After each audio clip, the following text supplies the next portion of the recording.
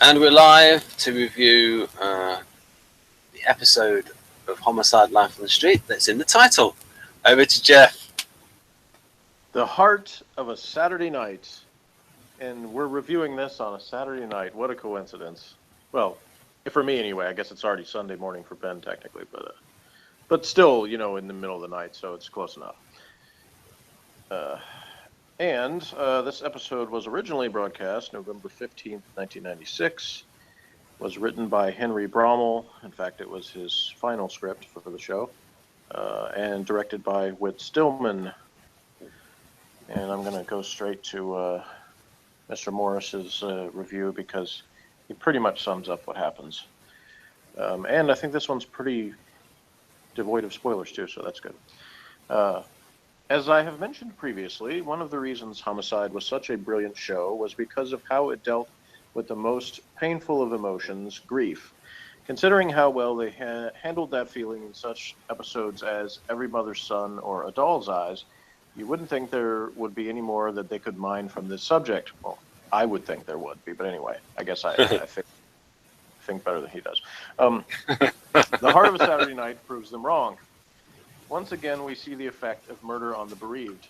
This time, however, we see it from a different angle, the way that those left behind try to deal with their emotions.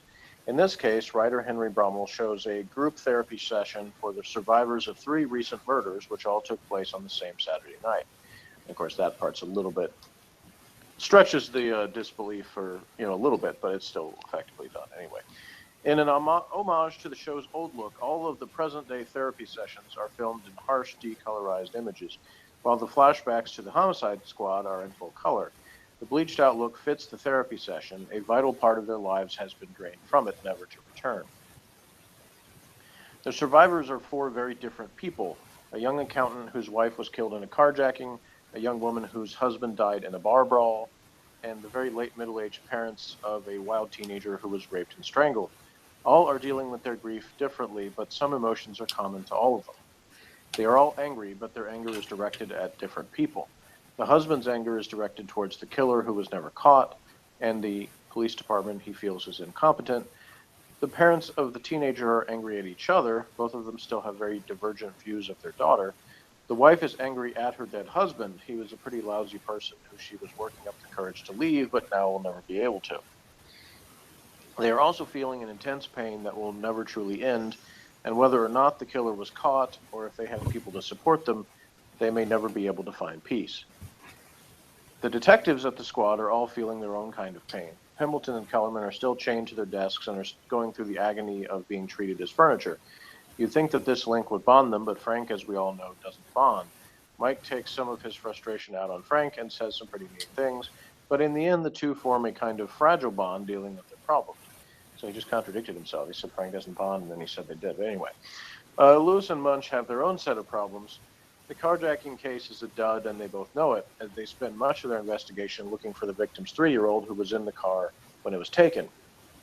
In a rare moment of kindness, the child turns out to be alive and has returned to the father. But there are even worse problems ahead for them. The bar brawl that led to the second death took place at the waterfront. Another man going through his own kind of agony is Lieutenant Giardello. For reasons that are not initially clear, he assigns himself to investigate the bar brawl rather than Howard. Through his own persistence, he manages to close the murder.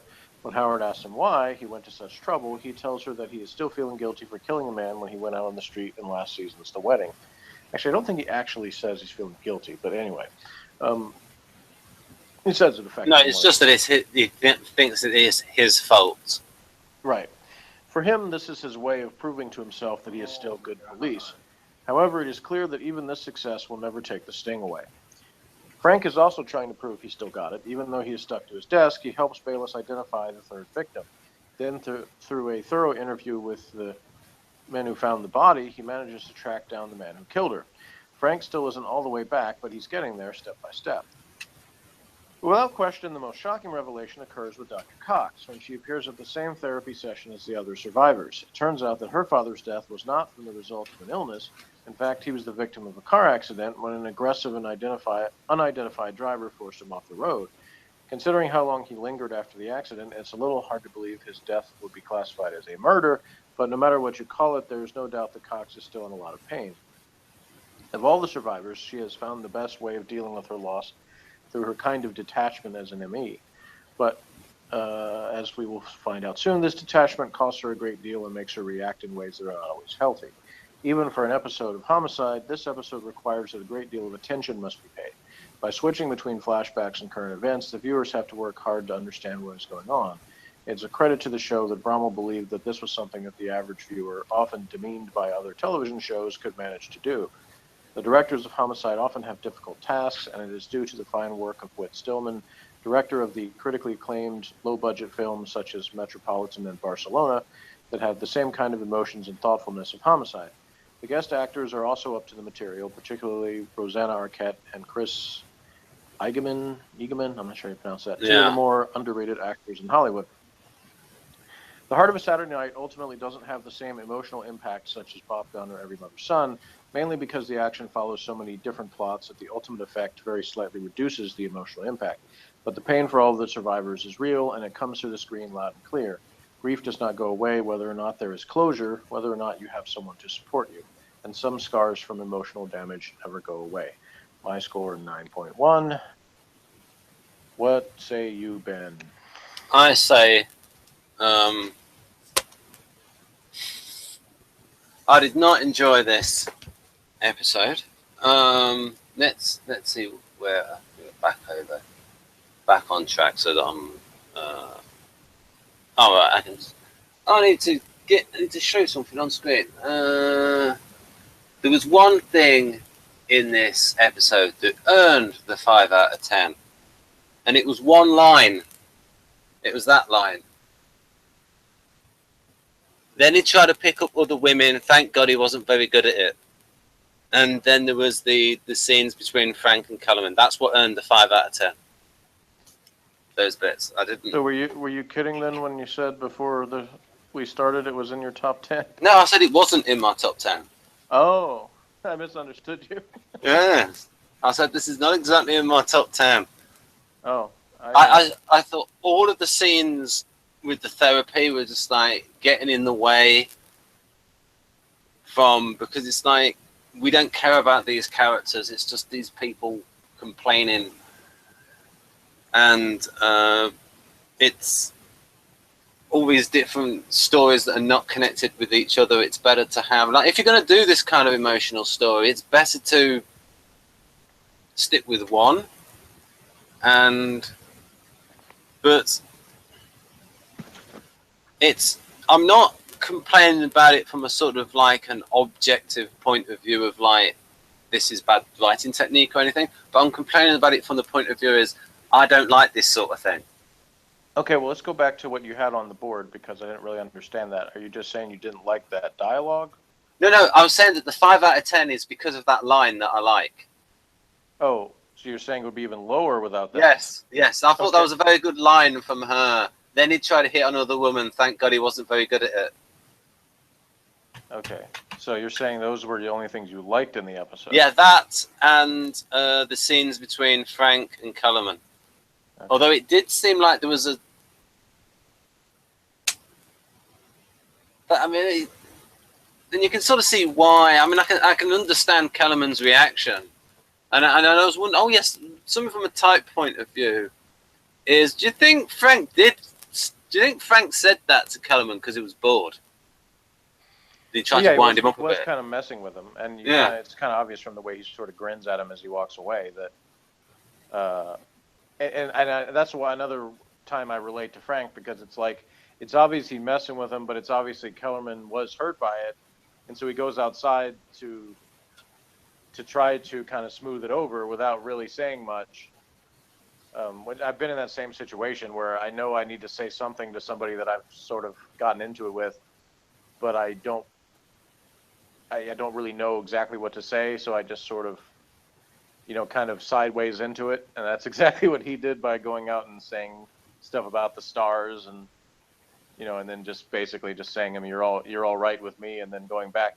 I think I probably would have had him say a couple more things than he did if I was writing it, and maybe they did and had to cut them for time. Who knows? I never know what lines get cut, but I think I would have had Frank say something about that it wasn't true that he considered Kellerman to be a class below him. In fact, I'd even have him say something like, I don't really believe in classes, because he's pretty much said something pretty close to that before when he's talked about how every life has meaning, and he doesn't look at, certain cases as being different in terms of,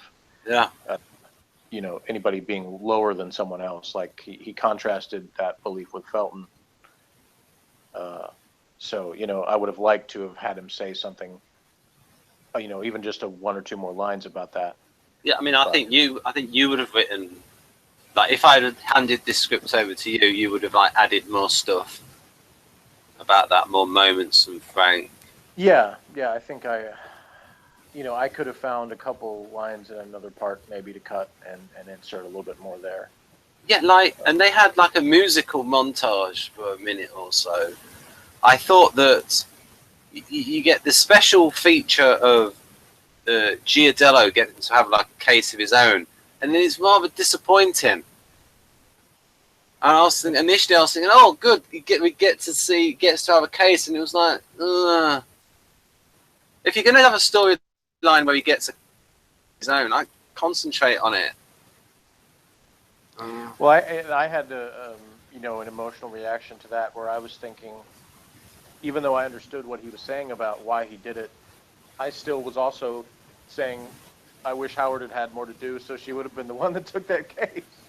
So I had the feeling on that where, like, I didn't have any problem with them having him still feeling, uneasy, about shooting the guy last season, but that I was still thinking along the lines of Howard, like, shouldn't I be the one that goes out on this?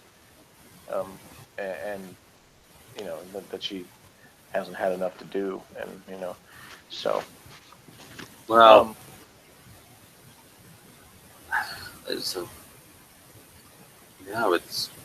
we've talked about that before, about why that, if they wanted to go completely realistic, that Howard's role would take more of G's role in the program, and G wouldn't have much to do if it was that's the thing. Real life.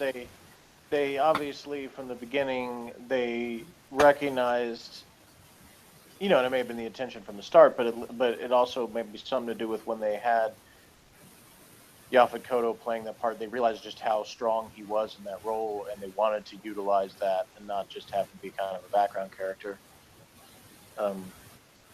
Because from the beginning of the show, they didn't have sergeants, whereas in the real homicide unit, there were actually 3 of them that alternated, in shifts. They deviated from that from the start. Yeah, I mean, I would have bent reality a little bit by trying to get him involved more, because he is so good. Like, get him on the odd case because they're short-handed. Yeah, honestly, I don't think. Anything and things that I could complain about storylines over the years with Homicide, I don't remember ever thinking that they didn't have G involved enough. The only thing I guess I would say is maybe they could have done a little more with his personal life. Yes. Because by this point in the show, they've really only had, 2 or 3 episodes that really had much to do with that. He's only been out on 1 date, and then he had, he's had a couple that involved his family, but that's about it. And there will be a little more. I won't spoil, before the show's over, but that would be the one area I think they could have done a little more with his life outside the job, because they didn't do a whole lot about that. But he did such a good job of telling the stories that he tells on the job about other things that, I didn't feel like he was underutilized as far as, a character on the show. And there's some others that obviously I did feel that about, including Howard and Russert. But anyway, I have obviously a very different point of view than Ben on this episode. I like it a lot, and thought that the way they interspersed the therapy stuff with the cases was a really fresh idea and a good thing to do. And I enjoyed the characters and the fact that they weren't all just like these kind of pat, likable characters. And by the end, you still, they have the husband, the younger husband still kind of comes off as completely cynical about everything. He doesn't have this kind of revelation moment or whatever, it's like I thought, again, that's one of those things where I've seen so many other kind of cheesy shows where, when Cox had her little sort of speech that she made about how you get over grief, a lot of shows would have had like the characters all kind of have this moment of like, oh yeah, she's so right or whatever, and then and they really don't. They ended with this note of them all being like, it doesn't really help, which I thought was great. And again, typical of Homicide is that they have moments of joy for characters, but they never like sugarcoat it where it's like this attitude of everything's always going to be fine all the time. And somebody might say that, but the reality is that there's no like pat thing you can say or like cliched phrase where all of a sudden you're going to be like, oh, okay, now I'm fine with my spouse being murdered or my child or whatever. It's like it's not that easy. And usually anybody who gets over it that easily is in denial, and they're in for a worse time later on. But anyway, but yeah, I like I said, and when I was reading the Morris review, if I want to nitpick, I can find things wrong with the episode in terms of, having everything sort of, the likelihood of having this meeting of people that are all had their crimes or their family occur on the same night, all in the same city, is that stretches credibility a little bit. And so I think if I was writing it, I probably would have changed it where it wasn't like they're all doing those cases on the same night. You could have still had, the same situation where they were dealing with multiple cases on a night, so it ended up with G having to go out, or the things that were different about that they're still stretched thin, but they wouldn't have to all be happening at the same time in terms of the people at the therapy group all doing. So that was a little bit. Well, I guess with Cox, hers was not the same night, so that was the only one that was different. But yeah, everybody else's was. Which I don't know. I guess maybe it's possible that they were all contacted for that reason. Like there was some list of the victims on particular days, and they tried to get them together for that reason. I don't know. I guess it's possible, but it seemed a little unlikely. But that, and again saying things like, I think I would have added a few more Frank lines in the scene where he's outside with Kellerman, and like I said, I can sort of find little things I would change, but I still love the episode, and it gets to me, emotionally. I tear up a little bit when I'm, watching the scenes, the therapy scenes, and of course the scene where when they bring the dude's daughter back. That one gets to me too, because I relate to the sentiment and the little kind of subtle touch of, before he's got his child back, when he goes into the squad room ranting about how they need to find his child, and Frank turns and looks at a picture of his own daughter. I think that was a good touch. And I liked, like I said, I liked him overall. I liked him being not like this very likable character, because you could still relate to his pain at the same time being like, this guy's still a jerk. And I like realistic characters like that. I like that he called, Kellerman an idiot because he didn't know. Because again, it's these situations where people behave realistically that I love seeing. It's like they could gloss over that and have the police look like they always know what they're doing, or they could be bumbling idiots all the time, and they don't do that. They're realistically shown in terms of Kellerman's dealing with something else, and all of a sudden this guy's in his face talking about, and he's like trying to be, polite to the guy. He's saying, I really don't know, but he probably wants to call the guy an idiot, but he doesn't. But he just says, I don't know about this. So there's like those interactions that I appreciate. And apparently Ben's trying to get me to stop talking by putting up a random picture. No, it's not random. It's not random.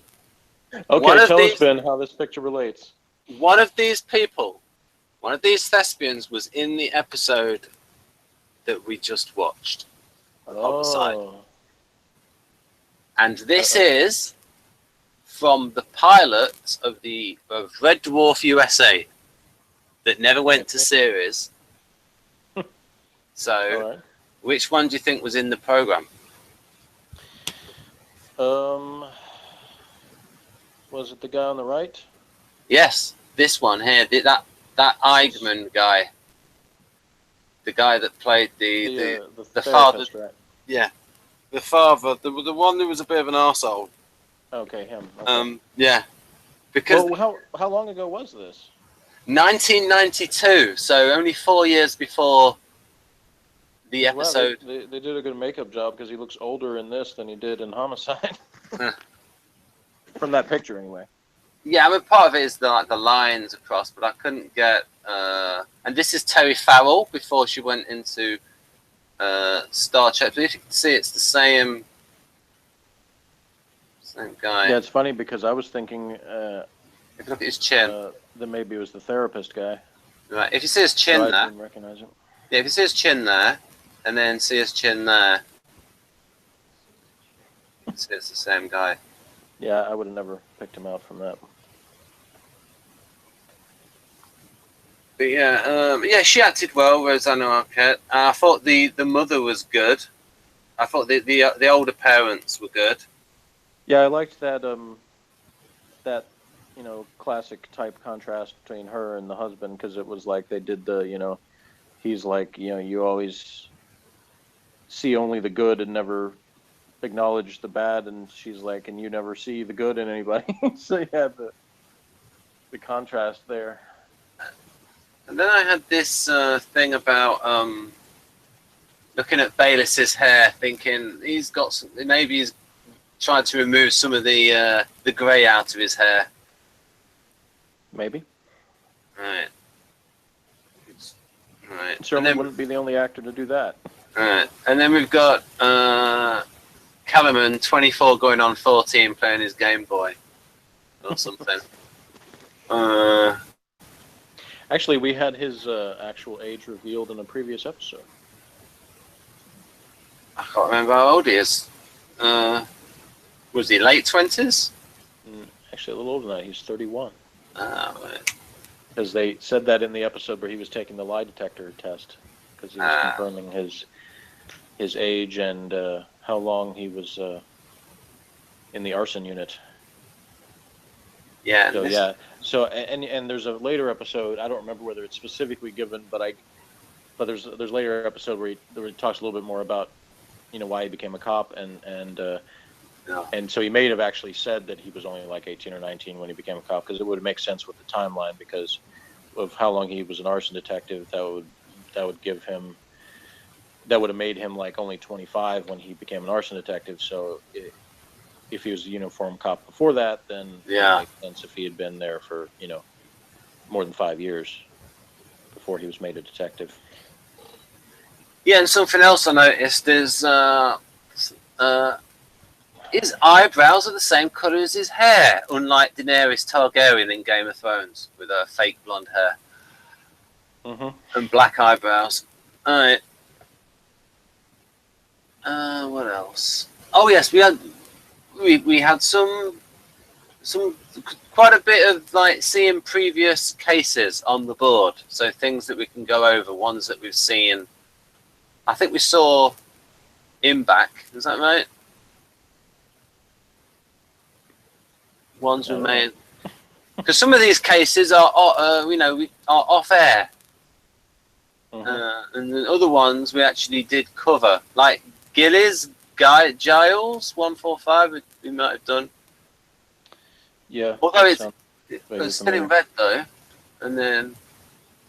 Yeah, this one well, the previous one, Reed Phipps Silvio. We definitely saw both of those last two of Lewis's cases, because those were the two Mahoney shootings. Bojack Reed, and then Phipps was the one who killed Reed and then got killed himself by somebody working for Mahoney. We've got Wilcox, Capers, Farrell, Watts. Yeah, all those are the sniper shootings from the beginning of the year. Ah, right. And it goes up to Caswell. Was that part of it as well? Yeah, all the way through 11 were all the victims of the first sniper and the copycat sniper. Egan Slayton, we may have covered. Galeno. Lambert, was that Lambert? Maybe Lambert. Yeah, you should remember Lambert, because that was the one, the last episode Frank was trying to help him with, and then they got the guy in the box, but then he lawyered up, as they say. in the PD. Uber. I remember that. We did Uber. That was part. Yeah, that's the hostage, the guy with the pig. Right. Is that the? And Hammett was the Hammett was the prostitute killed in the park by the homeless guy. Right. What else is there?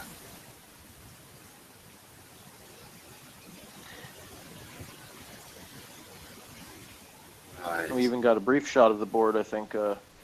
Maybe that was in the previously on, I can't remember, so you might not have seen it. But when they were talking about the guy that G shot, the Lugo case, they showed the board really fast one for that one too. I thought it was funny that, despite the fact G saying, I want the case rather than Howard, they still put it up on the board under Howard's name because officially it had to go to her since G's name isn't on the board. Right. So Polly Holiday, is that the actress playing the late middle-aged mother? You're gonna make me look it up, huh?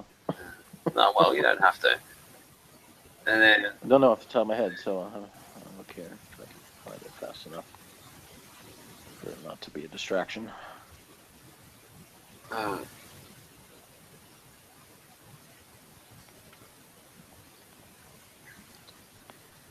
See here, Polly Holiday was Mrs. Rath, and Tom Quinn was Mr. Rath. has Tom Quinn been in many things?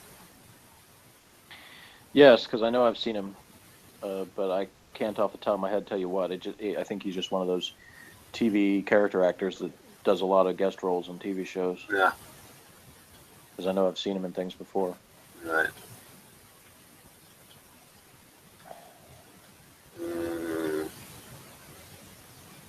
And then we've got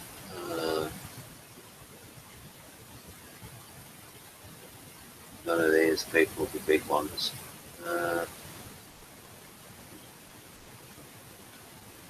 What else? That was the bottle.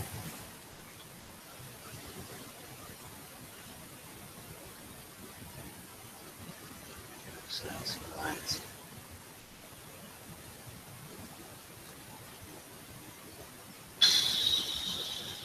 Let's think. Yes, I was just going to say we got the scene at the waterfront when they were cleaning up where Lewis gets tired of Munch's endless yammering for once and tells him, could you just for once in your life shut the hell up? Yeah, and I suppose from a type... You start to wonder how many people have told that to Munch over the years. Yeah, and I suppose from a type point of view, that's your SN divide. Right there. And maybe some IE divide as well. Yeah. Because I think Lewis is an introvert and thinks better with quieter. So he's trying to think about stuff or look at things, and Munch is just endlessly talking about stuff. Yeah, and because Munch thinks better out loud. Yeah. He was talking about irony and being ENTP-ish.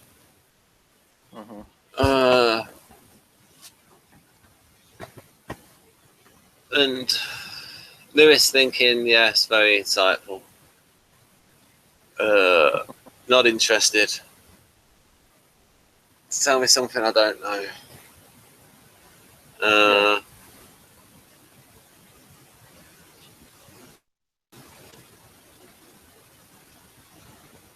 But yeah, what else?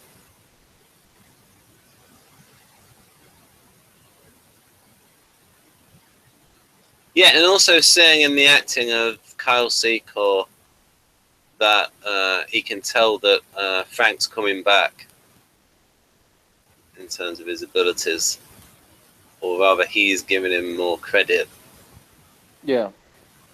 And Frank is making an effort to be to express gratitude, which he hadn't been much up to this point. Since he came back from the stroke, he had been very, and even before that, he was never one to be very demonstrative and thanking people or saying you're welcome or things like that. But 2 different times he makes a point of telling Bayless you're welcome, because he's trying to be a little bit more cooperative, maybe. Yeah, maybe he's read. Maybe he's read "Please Understand Me," not "Please Understand Me Too," because it hasn't come out yet. The original. Yeah.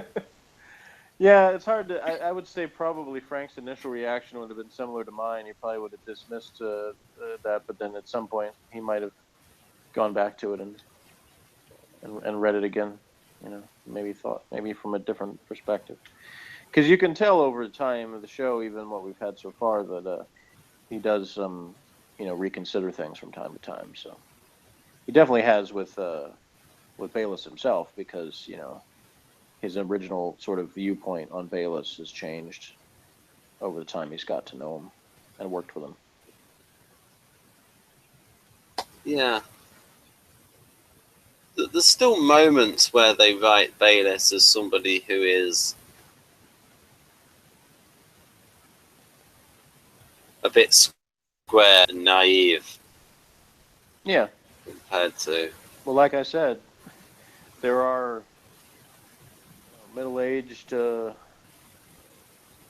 experienced with people, guardians that I encounter that still come off that way to me now. So, in a way, it's weird, because in a way they have a kind of optimism, or maybe idealism would be a better word, but it's different than the idealism of the idealist temperament.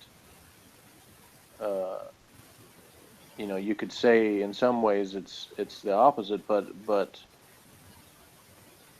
because it's not idealism in the sense of people like realizing their true selves or whatever that the idealist temperament looks for. It's more like people realizing that they need to conform and be good. Yeah, guardians. It also, it's like these people tend to be patriotic as well, believe in the goodness of society. Yeah, there's this belief where if you don't, that you have to hold it together, and are too cynical or too, negative about everything, then society will fall apart. You have to, keep a stiff upper lip and all that. Respect the institutions and all that kind of stuff. And as we've mentioned before, Bayless is an SFJ. Yeah. So a lot of times his doing that, his sort of traditional respect, is kind of at least from his point of view, from a moral point of view, in terms of he does have a little bit of a air of moral superiority sometimes. Just sort of, this is just how people are supposed to be, or this is what the good thing is versus the evil thing. And doesn't want it to be as nuanced as, for instance, Frank talks about things, where he acknowledges that everybody has good and evil in them.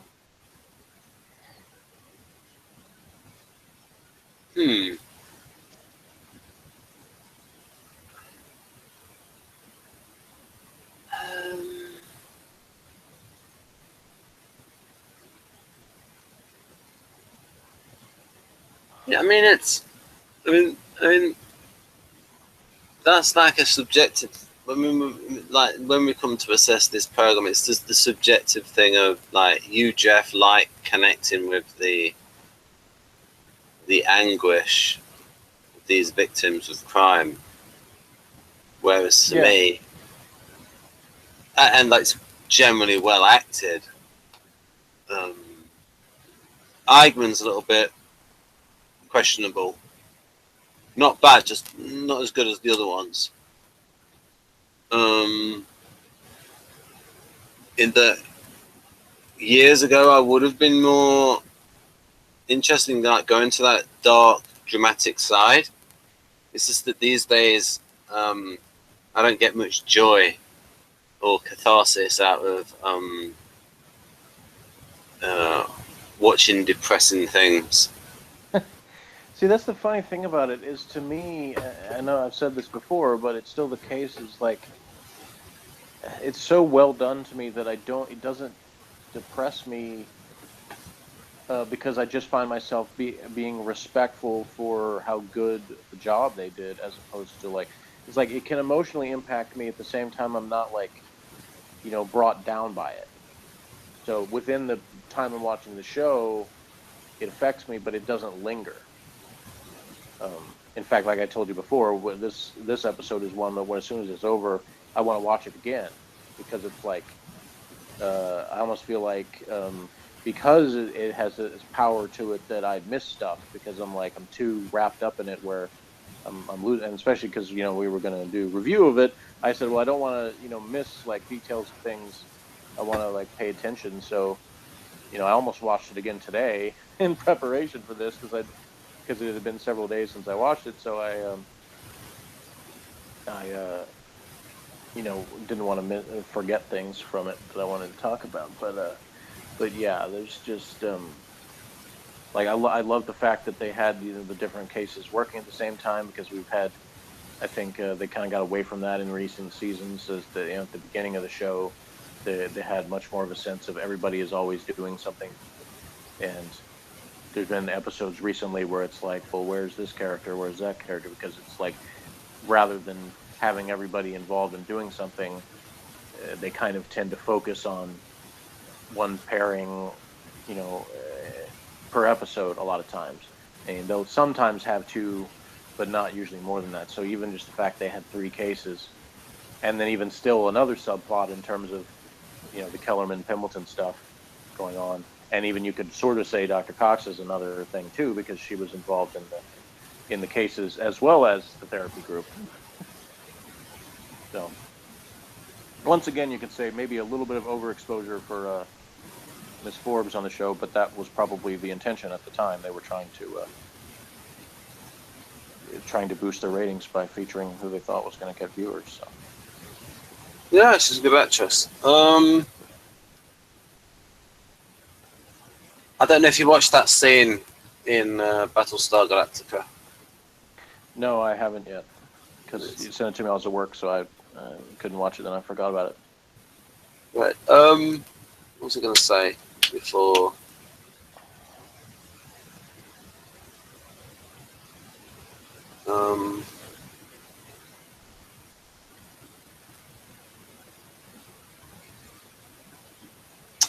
I forgot. I was too busy listening.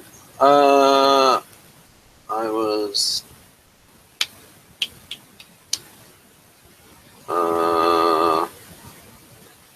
Should have written it down. Yeah. I was going to do that. Like, if I had watched it again today, I was going to write things down that I didn't forget to mention, but then I got into doing other stuff. Oh, yes, that was it. What you said about it doesn't linger. That's the problem with me. Negative things do linger. Yeah, there are some that it does more than others. I mean, if something really gets to me to the point that I'm like pretty much bawling, then yeah, it's going to linger a little longer. I can't completely like. I made the mistake of watching the first episode. Well, mostly listening to the first episode of Everwood at work. That was a bad idea because it so takes me out of the reality that somebody tried to talk to me and I'm just like, what? Like I'm so taken in, because Everwood's another show that very, very realistic emotions in that show, and it's easy for me to get wrapped up in the characters because they're I love almost all of them, and the first season of that show is fantastic. So yeah. Right. My preference these days is to have a laugh. Yeah, well, in general, that's true for me too. But I alternate some. Yeah.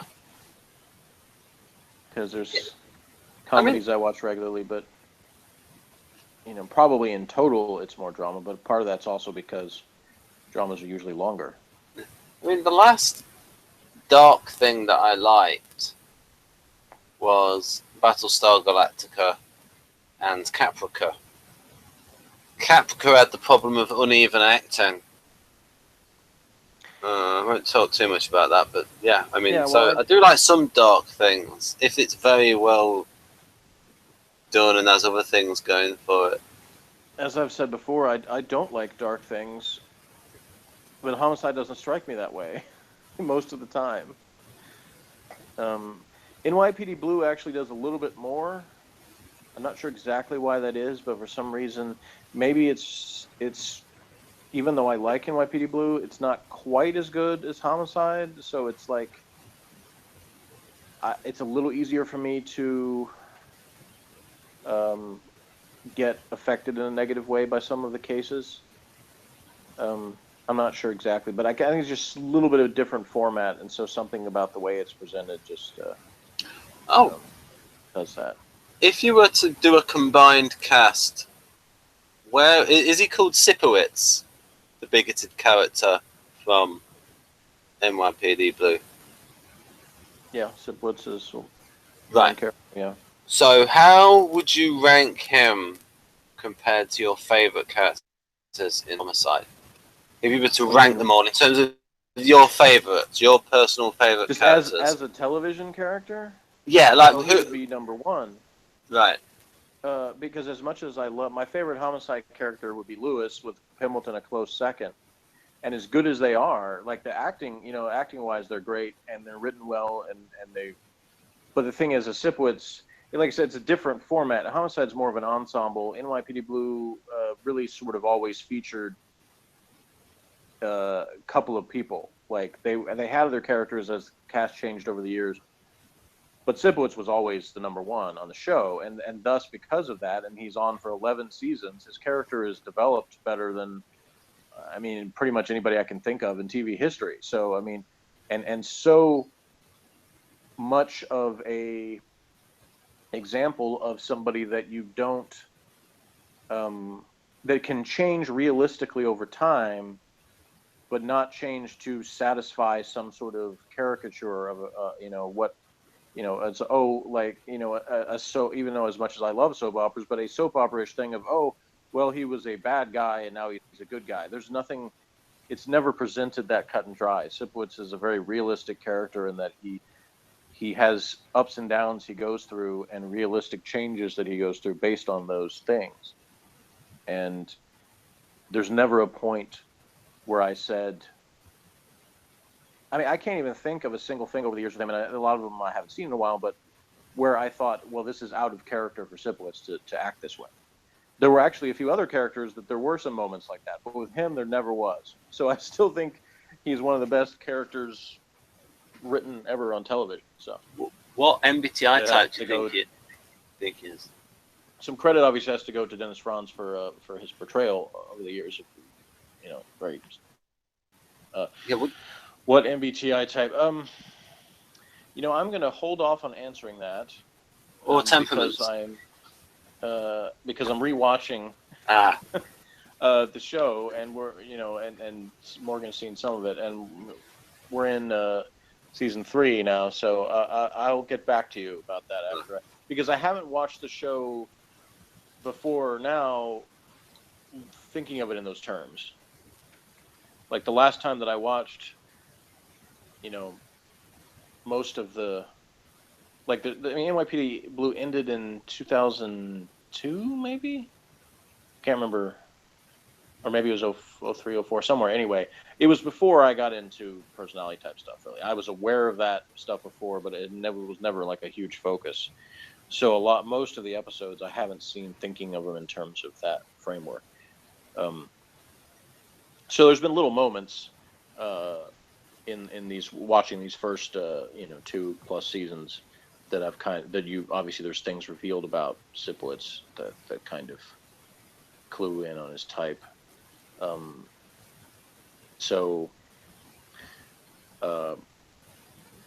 As far as temperament, it's tough because I would say that he's probably an artisan, but he's an artisan that has some definite. He has a lot of guardian influence where it affects some of his perspective. So he is somewhat hostile to change, and things like that. So, but of course, I've said there's some areas that I am, so I can relate to that too. So, yeah, I would say that if I just had to, if it like gun to my head right now, pick a type, I would say ISFP. But anyway, there's a few other characters on that show I'd just say were even more obvious in terms of like Detective Medavoy. It's pretty obviously an ISTJ character. There's some other people that are kind of a little bit more stereotypical in their behavior. But anyway, I guess we can talk more about that some other time. But right, so I give this 5 out of 10. What do you give it, Jeff? I give it a 10 out of 10, which is great because even though I'd love for you to always agree with me, I wouldn't really because I like variety and different perspectives. So like, for a while,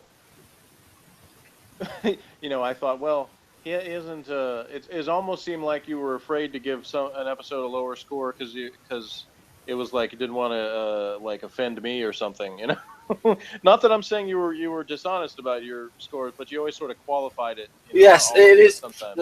For an homicide episode, I do right. qualify. So, and I didn't do that. When we did the Blake 7 reviews, I was just straight out honest. I'm like, if this bored me, then it's not going to get a good rating, no matter what. I'm not going to say, well, for Blake 7, it wasn't incredibly cheesy. It was just boring. I mean, it's like, especially because I can sometimes enjoy something that's incredibly cheesy more than something that's boring, because at least it's entertaining. So, but yeah, no, I appreciate your even if it was affected by your fatigue or whatever, I still appreciate your honesty when it comes to things you didn't like. But so I actually like the fact that I think this is our biggest divergence we've had yet on a homicide episode in terms of because I don't think you've rated anything lower than a 5, and obviously you can't rate anything higher than a 10. So that's our biggest discrepancy so far. But but when I am fatigued, as you said, I become less tolerant, right, of any kind of perceived failings. And I almost find that a little refreshing though, because I sort of rather get sort of the blunt honesty opinion rather than it being like nuanced. So I'd rather know like what did you actually feel about this than kind of being like, well, I don't want to be too harsh or whatever. So, because obviously I didn't spare anything with the Blake 7s, especially towards the end when once they got into the final season. I'm like, I'm not going to give them any points for good measure. It's just going to be, is it entertaining or not?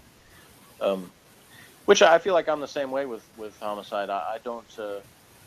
The fact that overall it's one of the best shows of all time to me doesn't mean that I'm not going to, see the flaws in episodes as we go, because I do. And rewatching some, when I watched an episode, I can tell the difference in the quality, like from the ones we were watching recently. Whereas I randomly watched a couple episodes from season 6 and 7, and there are more problems with those, with the later episodes.